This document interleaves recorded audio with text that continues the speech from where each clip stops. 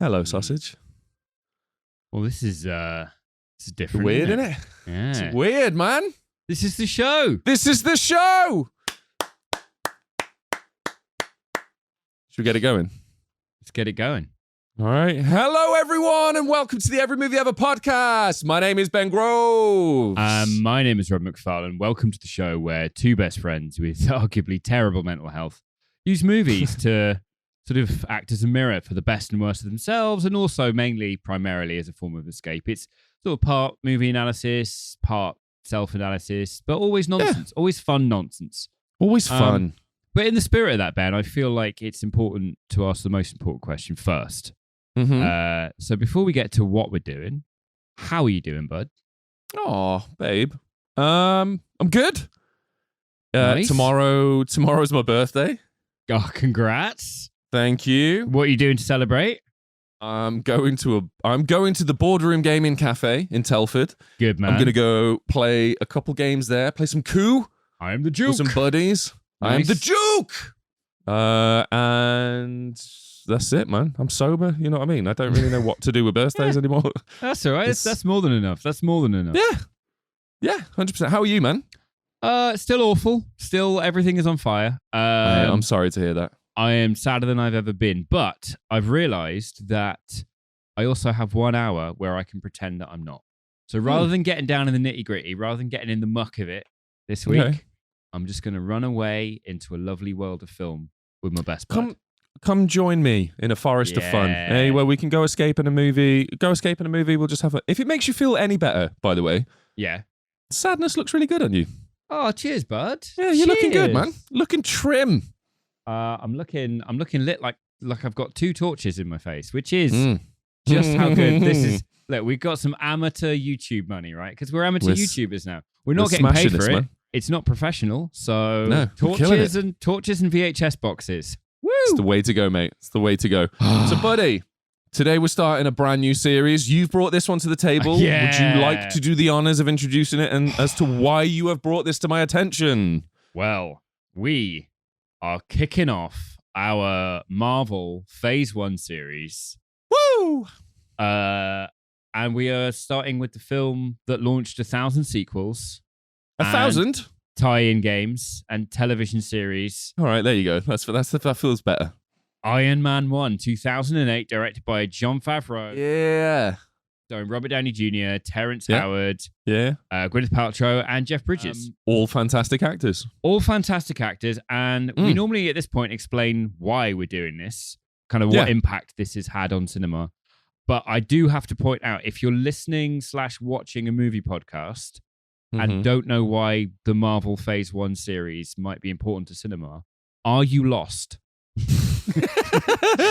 like surely... If you've clicked on a movie podcast, you'd know Marvel's been about, right? Also, if you've clicked on the first episode in our Marvel Phase 1 series, and you are a stereotypical Marvel fan, this isn't going to be a deep dive into the mind-numbing sort of, I think you'll find none of that stuff, all right? I'm just going to put that out there now. I've got some of that. You've got some of that. I've got none of it. This is for me. I'm protecting myself and my family. Because some of the Marvel fans are fucking rabid, mate. Yeah, they are. Look, this cost 140 million to make when it came out in 2008. 2008. That must be at least. How much is that in today's money? Like 500 million? I mean, it seems like inflation's that bad, but trust me, it's serious. Freddos are a quid. They're not a quid. They're a quid. They're not actually a quid, are they? They're a quid. That's the last time I watched Godfather Part 2. That's what I mean. But with the insight I think we can give into this, though, Ben, is when this came out, we were nerds, right? Oh, horribly unpopular. And now Marvel's mainstream, and franchises are mainstream, shared universes are mainstream.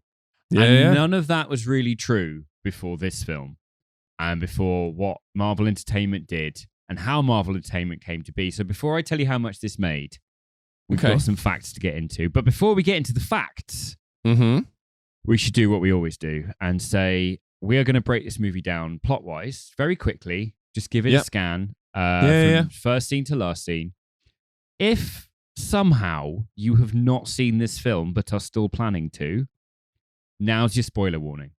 But this is mostly for people who have seen it but maybe not seen it in a while. We're going to remind you what happens in this film so you know what we're talking about later on. Do you want to start us off with the breakdown, bud? Also, this film's from 2008, so if you're upset by any spoilers from this, it's on you, buddy. You know what I mean? It's on you. Yeah. Sorry. All right, I'll open this one up. You ready? Yeah. The film opens with genius billionaire arms dealer Tony Stark being captured by terrorists in Afghanistan.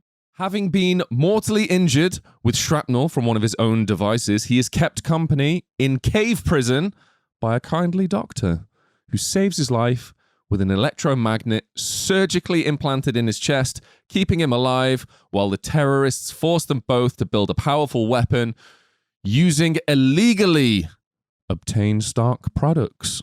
After a series of flashbacks showing Tony to be an egotistical, self-important asshole of the highest degree, who takes his life of luxury and deadly profession totally for granted, we then cut back to him being coerced with torture and the threat of death. But Tony still refuses to build the weapons they demand.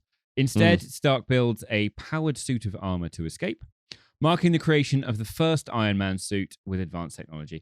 I say advanced technology. I mean, my guy looks like a medieval knight who turned up to the wrong film set and has just been sort of forced into making sense for Mad Max 2. Do you know what I mean? Yeah, this would fit perfectly in Mad Max 2. Yeah. It's. I imagine somebody saw Evil Dead and went, yeah, but sci-fi. Yeah, but metal. Yeah. Yeah, but in a suit. Tony returns to the United States and announces that Stark Industries will no longer manufacture weapons. This decision is met with resistance from his business partner, Obadiah Stane, who would frankly rather suck off a dog than let Tony destroy the company Stane has spent decades building as the premier arms dealer in the West. I mean, I'm glad I can get you to say whatever I like by just writing these breakdowns. And I've not read this one yet. Yeah, I've not read this one. I saw suck off a dog, and I was like, how do I sell that one? Yeah, you just underplayed it. Yeah. Let me do it again. No. Stane, who would rather, suck off a dog. Yeah. It was worse. Yeah. That was worse. That was way worse. That's not Stane. That was worse. Stark refines and upgrades his Iron Man suit, adding advanced features and weaponry with the help of his AI assistant Jarvis, played by Paul Bettany. After shit mixing his entire luxury car collection and wiping a few grand off the value of his home/laboratory, Tony flies back to where he was kidnapped and absolutely ruins the day of a couple terrorists. Just a couple. A couple 30. Yeah. He kills so many people in this film. It's unreal. Right. He goes from kidnap victim to straight up murderer, and it is not once acknowledged that, like, you just killed your first person. He's like, yay, war crimes. Yay. Stark discovers that an envious Stane is behind his capture and has been supplying the weapons to the terrorists in a bid to oust Tony from the company. The two engage in a climactic battle as Stane uses a larger, more powerful suit known as the Ironmonger. Is that true? I did not get any of that in the film. Yeah, it's called the Ironmonger. Yeah. That's why he says, like, oh, we're Ironmongers, Tony. We make weapons, and that's what he calls the suit. Well, I've got to stop here and say that I'm not sure that a super suit has ever made me more erect than the Ironmonger. Right? It's so good. It's fucking insane. He has like rocket-powered feet, buddy. Yeah. He's built like a fucking brick shithouse with rocket-powered feet. Just erection. Good. There was nothing. There was nothing but sheer 3 inches of rigid. Tony reveals his identity as Iron Man to the public in a press conference, departing from the typical superhero secret identity trope and setting in motion a franchise of movies that has left an indelible mark on the world of cinema. So just a quick recap. Howard Hughes stops pissing in war jars and builds a robot suit. And his adoptive business daddy gets jealous. He is Iron Man! Bum, bum, ba-na-na. I do feel like now's a good time to point out, we know that almost everything there is to be said about this set of films has been said. Yeah. We know we're late to the party. Nothing's new here. You know what I mean? No, exactly. There's no like new information that we're like, guess what? It's all been said. It's all out there, is what I'm saying. Yeah, it's all out there. The only thing that we're bringing to the conversation is how we feel about it, how it affected us, what it is, what this did to cinema, and how it affected our interpretation of cinema. Yeah, you know what I mean? 100%. Because when we were kids, I feel like one of the few things I resent Marvel for, besides their recent set of movies, which I'm not a fan of. Because who is? Thanks for Phase 4. Yay! Hey. I do feel like when we were kids, I was into comic books. That wasn't cool. No, not at all. Now, for the rest of my life, when I say, "Oh, I'm into these characters," people go, oh, "Retro," because it's been made right. It's been made so mainstream that it's now going to always be tied to a decade. I've never thought about it like that. Dude, it's my birthday tomorrow, man. I'm feeling like I'm getting old already. You are, yeah. And that's just made it 4 times worse. Yeah. Because all the things you love are going to get dated. Because they got popular. It's fine. It's fine. Is it fine? I'm not sure it is fine. And I mean, Marvel made a shitload of money by selling your dreams. So, applause, I guess? Sure. Why not? At least they did it well, though. At least they took my childhood and did something good with it. Because I remember seeing Fantastic Four in the cinema. Terry. Unlike Uncle Terry. I remember seeing Fantastic Four in the cinema. Uncle Terry took me. And in the cinema? Oh, no twice, lights, I guess. Twice. Took me up the last place you'd expect to see it. Ben, this is our first YouTube video. We're already on child abuse. It's bad. Yeah, let's not. So seeing Fantastic Four in the cinema, it was like they'd taken my childhood and fucking punched it in the throat. You know what I mean? It's like they gave no fucks about what it meant to the people that grew up with it. The first one or the second one, Rise of the Silver Surfer, or the third one, Fan Four Stick? No, they're all shit. They are all shit. I'm on about the first one. Yeah, they're my favourite superhero team as well because I had all the golden age. Basically, my grandmother, being a raging alcoholic, used to sit in bed, drink vodka, and read Marvel comics. So when I was a little kid, there was just this massive cupboard full of all the Marvel comics, right? And they were destroyed. Nice. But that's such a shame. Right, yeah, I know. That cupboard would have been like worth more than my entire life if it weren't for the fact that they had like vomit stains and crinkles and rips and stuff. But I still got to read the drinking stories. Habits all over right? Exactly. But I did get to read the stories, and Fantastic Four were incredible. They've never been put to film, and they probably never will be in a way that's worth it because the Marvel train is out of there. Yeah. I think it's too far gone, man. The damage is done. So when I was coming up, I wasn't overly into Marvel, but comic books for me and that whole culture was getting the train to the next town over where our nearest comic book store was. It was me and my 2 friends. Right. We'd go over there. I'd buy like, the Dark Horse stuff and the kind of the smaller IDW. Dude, IDW has got my heart. That's the one, man. Mars Attacks, Kiss, like they're the comics that have got my heart. But I'd pick up a few Marvel here and there, like Hulk. Yeah. I'm obsessed with Hulk. He's just, a super angry guy that wants love but doesn't understand his emotions. Oh, it's you. See what I mean? Fits me down to a T, man. It's down to a T. I fucking love the Hulk. So I'd do this, and then it was the train ride home. We'd all be sitting there frantically reading. We'd look like you know what I mean? Like the fucking weird little nerd table at the back of the train, sitting and swapping comic books and doing this, that, and the other. And then when we get to school or whatever, we'd have read our comic books, so we'd do a trade. And all 3 of us would end up reading all 3 of our comic books, right? One of my mates was massively into Marvel. Fucking adored it. So every week I'd read like different stories about whether it was Thor or, Fantastic Four. He was super into like Silver Surfer, and he liked a lot of the older comics. So we'd buy like some of the dated ones from the late 80s, early 90s. And they were, see, they were cool as fuck, man. I could get behind them. Yep. Plus the artwork. Mwah. Yeah. Before Rob Liefeld started giving everyone bad feet. Yeah. Yeah. Which you were mad about because you were reading Image. You're like, oh, I love Spawn's feet. I'm like, they're not feet, they're stumps. But I feel like that was Marvel that we grew up with, right?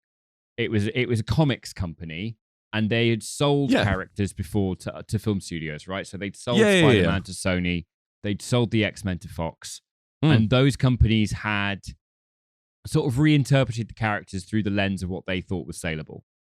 Yeah. You had retcons, you had a whole bunch of stuff that was different about the characters, and Marvel wanted some of that money. They were only getting a percentage of, the Sam Raimi Spider-Man films are hugely successful, and Marvel was getting a fraction of what that was worth. So David Maisel, who previously worked at CAA, was sort of drafted in to create Marvel Entertainment. Right, okay. Marvel Entertainment is essentially the film studio behind the MCU. It was the first big new Hollywood studio since DreamWorks. Do you remember when DreamWorks was new and they did Shrek? We're like, oh, yeah. Who's DreamWorks guys? Yeah. There wasn't another new major Hollywood studio until Marvel came along. And they funded it all. They funded it all with a loan from Merrill Lynch. Ooh. Yeah. Okay. How much do you think they borrowed? Well, you said it cost 140, right? Yeah. 200? No. Marvel Entertainment, a brand new company with no track record, got a loan from Merrill Lynch. Nice guys being massive bankers. Yeah, sure. And I quote, $525 million. Ooh. Right? Ooh, okay. Yeah. And do you know how they... me, man. Yeah. Do you know what they secured that loan against? What was that? The intellectual property rights of all of their characters. Oh, fuck off, man. Hold on. All of Marvel characters? All the Avengers, everyone that's in the MCU. Oh, they literally, my God. They bet the farm.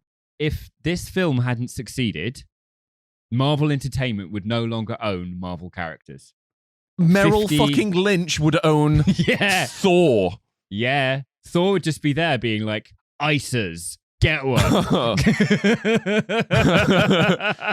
Thunderclap. Also, fantastic interest rates. Yeah, exactly. Incredible. I'm Captain America and I'm saying short JP Morgan.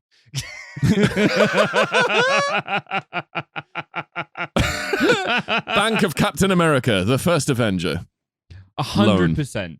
Yeah, incredible. They would lose the house. Now, can you imagine? Like, that would be insanity to do. Can you imagine DC betting Batman and Superman on Zack Snyder's film? That's fucking insane. It's like Charlie Chaplin betting Charlie Chaplin on one film. Yeah. Oh, here's my entire catalogue where I've done 20 films a year for about 3 decades. Yep. Can I borrow a bit of money to make one film? The fuck are you doing? Yeah, obviously. Yes. Fucking fingers crossed it flops, buddy. To be fair, because I am a massive Chaplin nerd, Chaplin also did that when he made The Great Dictator. That's why he got exiled from America. Because they were like, you're a socialist. Bye. Hold on, I thought you meant that he got exiled because it flopped. Like he put his loan against his American citizenship and they were like, nah fam, didn't make enough cash, off your foot buddy, get on the fucking next boat out of here, go on. Can you imagine anything more American? Now, the good news is, right, they did make this decision quite wisely because they had a script for Iron Man. Mm-hmm. For a while. Yeah. They were in talks with Nicolas Cage. Right. To play Tony Stark. Which would have been a wildly different film. That would have been incredible. It would have been incredible. Yeah, it would have been more incredible than the person they then started talking to. Okay. Tom Cruise. I don't know, man. I'm an unashamed Tom Cruise fan. I fucking love that tiny man. That tiny man with the one tooth in the middle of his face. Yeah, but also when he's in the suit, people wouldn't know he was a man because of the height. They'd just be like, "It's Iron Boy." It's the man with the iron stilts. Everyone look out.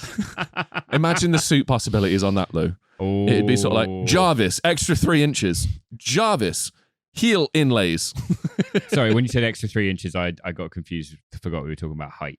No, they talked to a couple of actors and they ended with famous addict Robert Downey Jr., who was just coming out of like the low point of his addict years.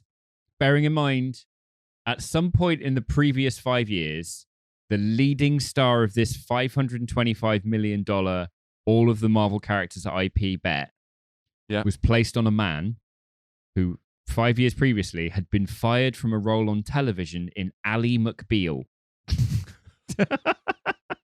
Yeah, but I mean, hold on. He did Zodiac before this. Just before this, he did Zodiac. I mean, I would have banked on that. Admittedly, he was playing an addict in Zodiac, so obviously he would have fucking nailed that one, which he did. Yeah. He nailed it. Yeah, where does he draw this from? It's just man, the inspiration here is just incredible.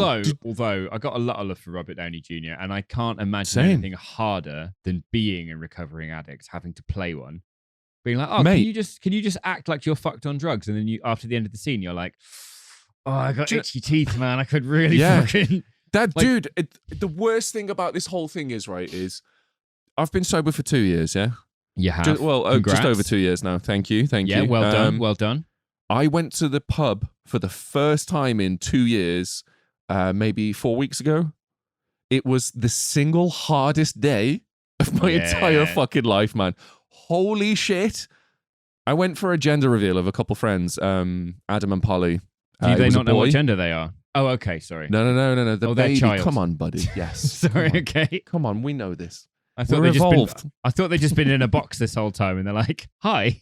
And then you made really good friends with them. That's how they got into this mix. Ad was in a box. And now they've, now a baby's in the box. Okay. Tiny clap for that. You were in a pub. I was in a pub. Hardest thing I've done. Because it's never been so accessible for me to put £5 on the counter and just be given the one thing that I've been like struggling to hold off. Yeah. You know what I mean? Yeah. I've withdrawn from that environment, and being put back in there was ridiculous. Luckily, I had a group of friends around me who were all super fucking supportive. Yeah, good. A couple of them had switched to non-alcoholic to sort of match my energy, and then it was super cute, man. Honestly, I've got some incredible people around me. They're just sat there at the pub table going, having a nice time, Ben. This is fucking great. Are you enjoying yourself? Are you enjoying yourself? One of us is, because this tastes like wet wheat. I love this fucking lemonade, Ben. Thanks for this. Thank you for my £4 Coke. Yeah, I'm such a good friend, aren't I, Ben? Aren't I such a good friend? Oh, fantastic, mate. Yeah, cheers.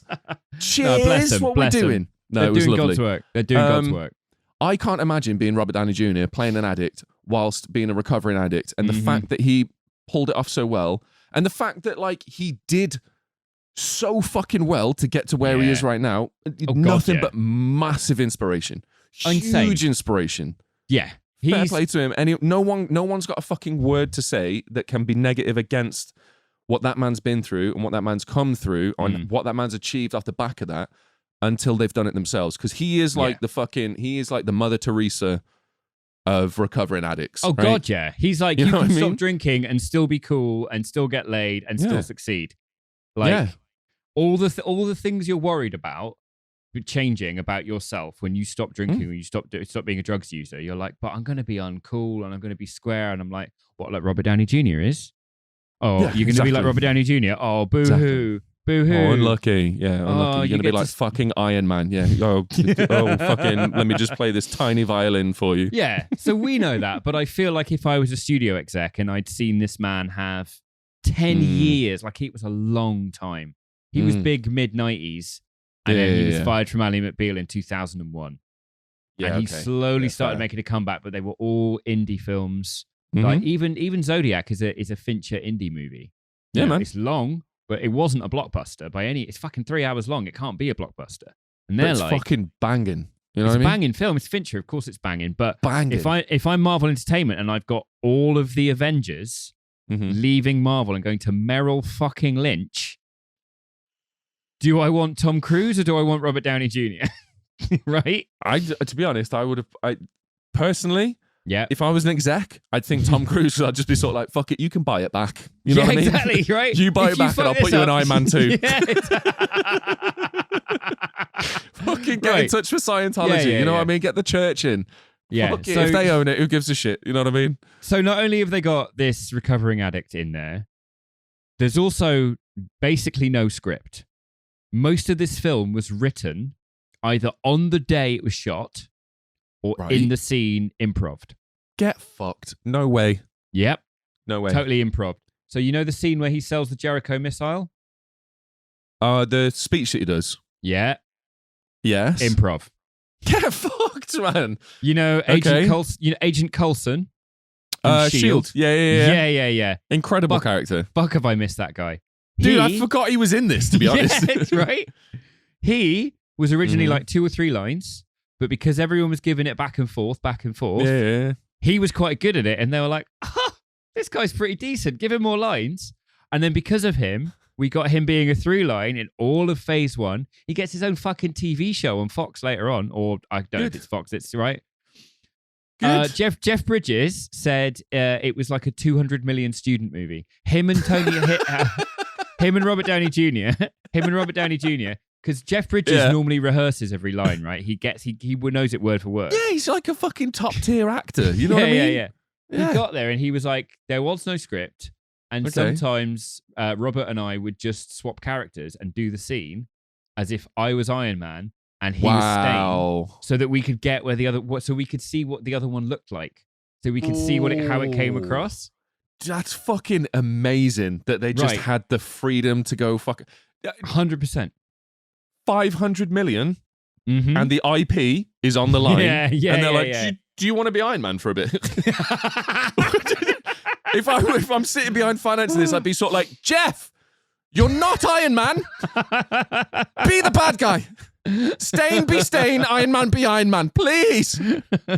Spider-Man is riding on this. Downey Jr. just there be like, oh, Jeff, I'm a bit knackered, mate. Do you want to do this one? Do you want to take over for a bit? There's the bigger suit backstage. I mean, there was 140 million went into this, mate. There's about 9 suits back there. One of them's going to fit you. You know what I mean? There are huge parts of the script that were basically decided on the day of filming.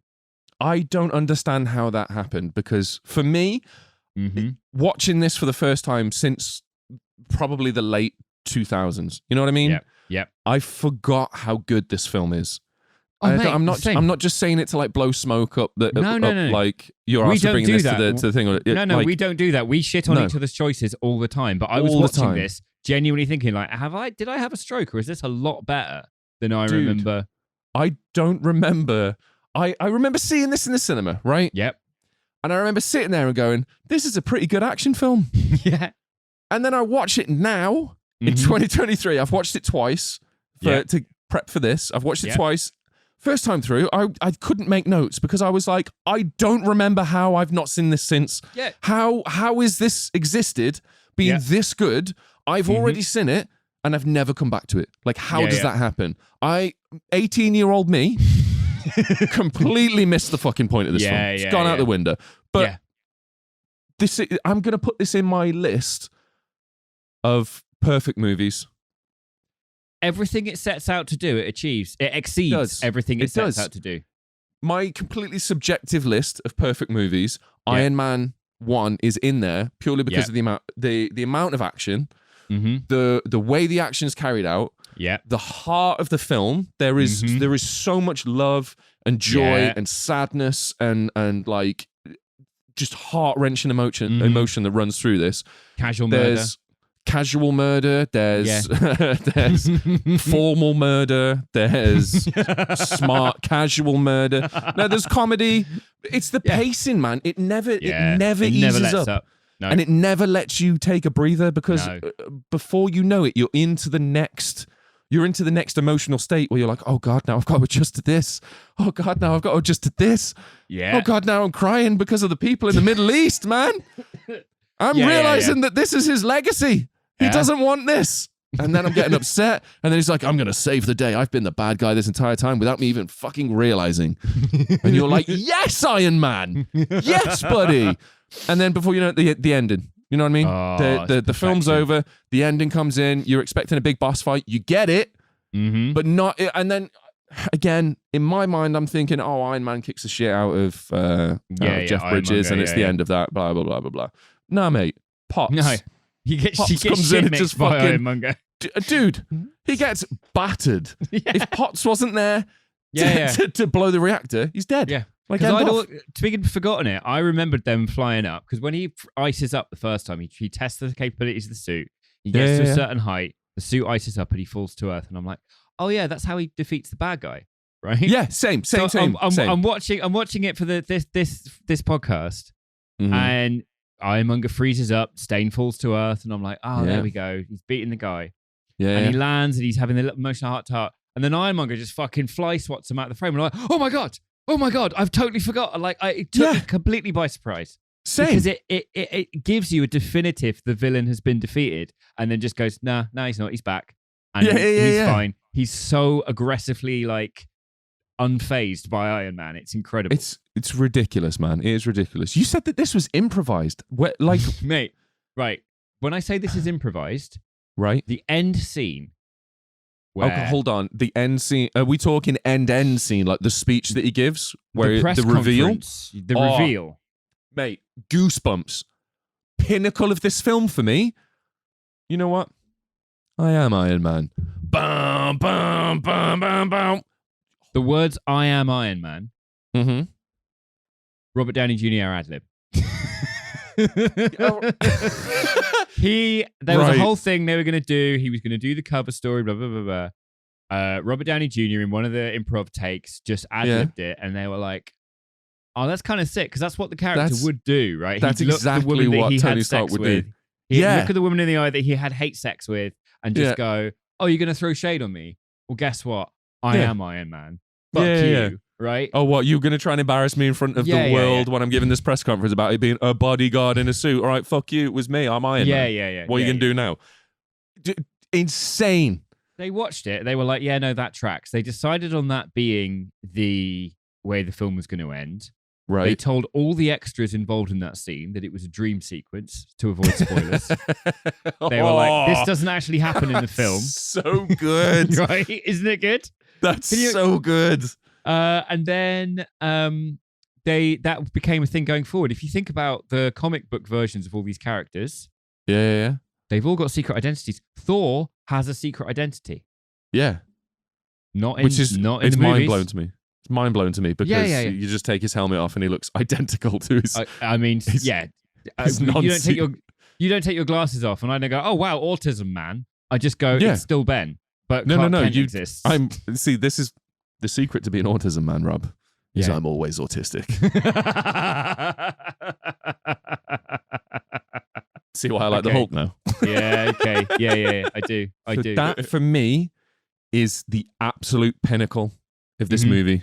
Yeah. What about you? What's the peak moment for this movie for you? Absolute peak. What is it? Okay. I tell you what it is. It's where Tony Stark and the kindest doctor that's ever lived. Like, no NHS GP is ever as kind as the guy that Tony Stark was locked in a fucking terrorist cave with. I don't remember the last time I saw an NHS GP. I've been the pharmacist has been my doctor for like the last 6 months, man. Yeah. But they build the Mark I suit and then they have to turn it on because, the terrorists get suspicious. Yeah. And it's just that boot up sequence. And it's shot like a horror movie, right? Oh, it kind of is, Right. The lights go out. You don't see the suit. You only see the reactions of the people who are seeing the suit. You see the fear in the faces of the terrorists. You see the one guy fly across the fucking room shooting an AK-47. Yeah. Right, exactly, right? And then you catch glimpses of it. It's not until really he's kind of halfway out the cave that you get a full shot of the suit. In the meantime, it's kind of glimpses, same way you'd shoot a movie monster. And it really put me in mind of Jurassic Park, which is funny. Because the kids in Jurassic Park 1, they're terrified of the dinosaurs. So I, as an audience member, see their fear and I catch it, right? Yeah, you're scared of the dinosaurs. Exactly. And so selling that power and selling that sort of otherworldliness of this technology is done perfectly in that scene. And then I realized, looking do my research, they got in touch with Michael Crichton's researchers to talk about how the suit could be made. The Mark I suit. No fucking way, man. They got in touch with all the Michael Crichton wrote Jurassic Park. Yeah. The novel. And he's well known for having incredibly well-researched science fiction. And they got in touch with his research team and they were like, right, how do we do this? How do we make this sell on camera? And it makes perfect sense because there's just so much. It's just, for me, it's not the peak of the movie, it's not the pinnacle of the movie, but I think it's the thing I admire the most is that in a family-friendly blockbuster movie, they were pulling from all kinds of stuff. They were going, right, Jurassic Park worked. Let's not assume we know how to do that. Let's get in touch with people who do know how to do that because they've done it before and ask them what to do. That's fucking nutty that that's an actual thing. Yeah. So you're talking about the reveal there. I think the reveal of Stane's suit, the Ironmonger. Oh, right, okay. Is you just mentioned Jurassic Park. It is exactly the fucking T-Rex scene in Jurassic Park. The eyes light up and then he sort of comes out of the shadows. The one thing I'm going to say about Stane, I love him entirely, right? He's a great villain. Watching this film in 2023, he is quite cliche, but I think back in 2008, yeah, exactly, wasn't as cliche, but I think it's been done so much since then. Yeah. It's kind of difficult to watch it with the mindset of 18-year-old me. It's like listening to the Beatles now. You're like, what's special about this? Yeah. Right? You're like, this is so cliche. And it's like, because of them. Okay. When I listen to the Beatles now and I'm like, why is this special? And then I'm also fully erect, covered in goosebumps. I'm like, oh, there it is. That's why it's incredible. You're a Beatles guy, whereas, I like them now and then. Mate, oh my days. I hate everything about this. Yeah. I hate this so much. But Stane, stereotypical villain for you. Stane, I get that. Father, partnership in business, gets shown up by the kid, and then he's like, oh, I'm going to fuck this little bastard over. This company's mine. Yeah. Yeah, it's fine. It's fine now, but back in the day, incredible. I think it adds to that sort of Greek. It's a Greek sort of trope, isn't it? It's that thing of like replacing the father. He's living up to the ideal of his actual father, and then he's got a false father. It's Hamlet, essentially. Iron Man is Hamlet. Oh shit!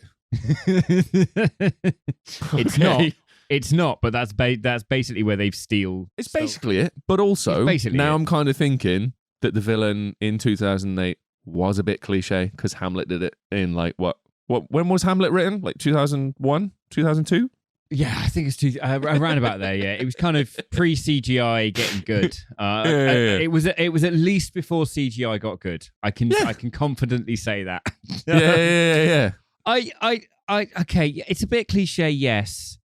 And this is where I struggle with this film because I watched it. It blew my absolute tits off. I was reminded how much I loved it. Mm-hmm. I wonder if there's a certain bit of it was one of the first comic book movies. We didn't know where it was going to go. The stakes are a lot lower because they're all mostly personal stakes. There's no stakes in this film, but it is one of the most tense Marvel films I remember. You know what I mean? Because it's quite character driven and this sort of stuff. But then I do wonder how much of it is nostalgia. Like in 30 years, people are going to watch this and go, this slaps. Is this going to be Close Encounters? Is this going to be Alien? You can watch those films now. It doesn't matter that Alien came out 50 years ago. You watch it and you go, this fucking slaps. Yeah, maybe. I don't really think it was nostalgia. I think it was more... the stakes are so low and personal that it's almost relatable. Whereas since then, Marvel has been sort of like, guys, the world's going to end again. Yeah, there's a dragon in the moon. But also, it's not just the world, it's the moon. The planet's an egg. And I'm like, oh, get fucked. Come on, man. Have you seen Eternals? No. The planet's literally an egg. Stop it. That's like egg. Moonfall, where the moon is alive. Yeah. And in Eternals, Sam from Game of Thrones now lives in the moon. Yeah. Okay. Also, if you've not seen Eternals yet, that's a massive spoiler. But guess what? I've just saved you 2 hours. Thank you. He's doing the world a service. Thank you. I feel like this film. Mm-hmm. A lot of it, I love it because it's nostalgia. But even beyond that nostalgia. Mm-hmm. Coming at it as like an amateur YouTuber and podcaster now. Sure. I think it's a magic trick of a film. And when I was 18, I watched it and I just went, oh, that's cool. The coin disappeared. Same. But I'm watching it now, having done 2 years of reading on how magic tricks are done. And I'm still going, no, that's not right. 100%, buddy. I completely get what you're saying. That's not likely. Like you're not doing it with through sleight of hand. You're not doing it through that. No. Like I know more about film, and so it delights me more because it seems less possible. Yes, dude, I'm exactly with you, man. 18-year-old me was running around drinking and doing drugs, right? That was my main concern. Yeah. I want to finish this film so I can go smoke a blunt and go drink some whiskey with my buddies, right? Yeah. That was it. It was a great action movie on the surface, super fun action movie. It validated me as a nerd. It validated my childhood as those weekends spent going to the next town over, spending time on the train, swapping comic books with my mates. Mm-hmm. Validated all that. I was happy with that. I took that away from the film. I carry on living my life. Watching it now, like you've just said, after doing this for 2 years of me and you discussing like what films actually are and what they can actually mean. Mate, patriotism versus Islamophobia, it's especially rife in the 2000s, the mid to late 2000s. It was fucking, it was brutal. You've got... I don't know why. It's lost on me, buddy. Lost on me, buddy. The warlord turned protector. Yeah. When face to face with the consequences of his legacy and what that actually means. Like, he's just been living his life like, oh, this is how dad did it. This is how the company do it. I'm here to save America. You know what I mean? The money! Yeah, save America, and I'm going to buy a fucking Rolls Royce and keep showing my Audi R8 to everyone. You know what I mean? Just that Audi R8 gets a lot of product placement in this time. Oh, mate. Yeah. They got a heavy sponsor. But what the thing that delighted me the most, I watched it first time through, I couldn't take notes because I was enjoying myself far too much to sit and start typing. Second time through, I was like, this is a genuinely heartfelt, meaningful film about looking at the decisions you've made, recognizing your mistakes, and then not sort of wallowing in that mess. It's learning to change and grow from that, which if you think about Robert Downey Jr., has done that exact thing and turned into fucking Iron Man. So now that you mentioned it, fuck Tom Cruise. He didn't deserve it, right? he didn't live the ideals of Iron Man. No. I've talked myself back into Robert Downey Jr. All right, I'm here. I'm with you. If you're with me, I have a question for you. Give me the question. How is any of this legal? Because if you just went over, to say, I don't know, France, right? Sure. And just did some law enforcement. Right. Bit illegal, right? Just did a bit of law enforcement. You just went over to France and just arrested a few people and went, you're welcome, for free. I think it depends on the level of law enforcement. Like if I walk into a supermarket and start following people around going, don't you fucking steal that. You do not steal that baguette. Right. Do not steal the baguette. A little bit illegal, right. What I'm saying is if you go over to, say, a French desert, they have thousands of them, right? Yeah, it's rife. Yeah, and you just blow up, I don't know, 8 or 9 tanks and kill about 50 people. Yeah. Slightly more illegal, right, than to be in a supermarket. But Tony Stark just does it. So my question is, what do you think Tony Stark's 2 most pressing legal issues are? Because I've researched this in some depth. I'm ashamed to admit I spent a few hours, sleepless hours. It was post-midnight, just on my laptop, my little goblin face lit by the blue of my laptop, just reading law. How is Iron Man legal? Yeah. I'm going to say airspace and getting clearance to fly would be an issue. Oh, yes, it is. That's one of them. Would be one. Is that it? Yeah, that's one of them. That's the first one. That's the biggest one. I'm so Iron Man, mate. You so are. The second he takes off the ground, he'd be immediately in prison. He violates every airspace law that there is. He just says to a colonel, keep the skies clear. Yeah, exactly, what? Right? Yeah. That's not permission, buddy.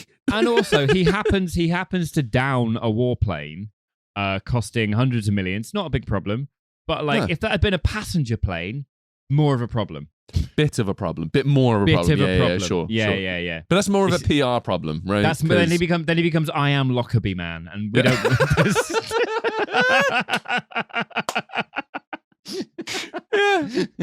yeah, that's a good one. All right, and then I'm going to say, what about the...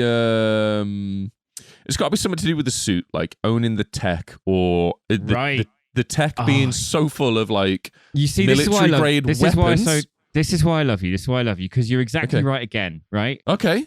How does he copyright the suit? Because look at it this way, right? Okay. He's built all this stuff. It's all paid for with government money. Is it? He builds the Mark I suit out of weapons that were developed under license for the US government. So all of the parts of that suit, all of the intellectual property of that suit. Holy shit. Right. So now he's got to keep it secret, so he can either go down, if he wants to patent it to make sure that no one else can copy his suit. Right. When you submit a patent, you've got to describe in full detail how the invention works so that it can be replicated, so that when your patent expires, it's a free-for-all. Ooh. So instead, you've got to go down the Coca-Cola route of like trade secrets and this, that, and the other. Ooh. Yeah. Rob, you have brought a well-researched question. I have a question for you. Oh, okay. Which I feel is equally well-researched. Right. Was this before the fanny candles for Gwyneth Paltrow? It's a question that I feel like everyone's dying to know.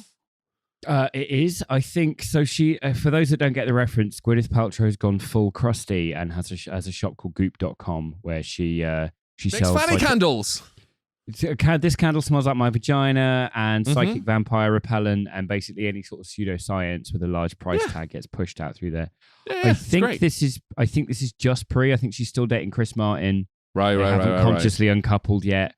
But if I'm honest, are you blaming Chris Martin for fanny candles? I'm blaming Chris Martin for everything. I